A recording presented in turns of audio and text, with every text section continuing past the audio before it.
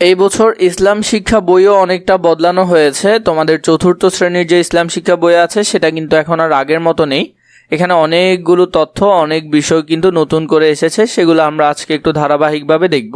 প্রথমে যদি আমরা সূচিপত্রটা দেখে নিই, আমাদের চতুর্থ শ্রেণীর ইসলাম শিক্ষা বইয়ের মধ্যে সূচিপত্রের মধ্যে যেমন প্রথম অধ্যায় দেওয়া আছে আকাইদ ও ইবাদত। প্রথম অধ্যায়ের নাম মহান আল্লাহর সুন্দরতম নাম, ইমানে মুফাসসেল, ইবাদত, সালাতের আহকাম ও আরকান, সালাত আদায়ের নিয়ম, পবিত্র কোরআন তিলাওয়াত, সূরা আল কুরাইশ অনুশীলন দেওয়া আছে শেষে।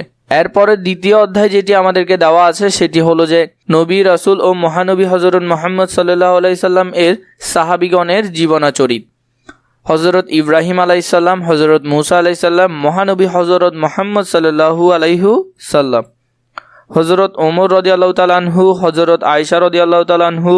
এবং অনুশীলন 2 এর মধ্যে আমরা এখানের মধ্যে কিছু প্রশ্ন পাবো।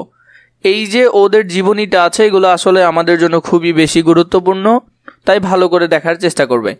তৃতীয় অধ্যায়ের মধ্যে নৈতিক ও মানবিক গুণাবলী অর্জনের যে বিষয়গুলো, ভালো মন্দ ও ন্যায় অন্যায়, উদারতা, পরোপকার, দেশপ্রেম, এবং শেষে অনুশীলন দেওয়া আছে। চতুর্থ অধ্যায়ের মধ্যে ধর্মীয় সম্প্রীতি, ধর্মীয় সম্প্রীতির গুরুত্ব, ভিন্ন ধর্মাবলম্বীদের সাথে শান্তিপূর্ণ সহাবস্থান।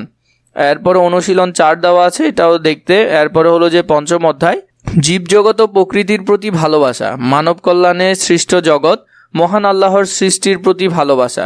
এরপরে শেষে অনুশীলন 5।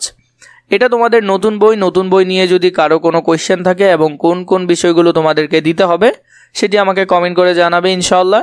এবং প্রতিটি টপিক নিয়ে আমরা আলাদা আলাদা করে আলোচনা করব। সাথে আমাদের অনুশীলন সমাধান থাকছে খুব তাড়াতাড়ি। তোমরা এখান থেকে চাইলে প্লেলিস্টের মধ্যে সবগুলো দেখতে পারো।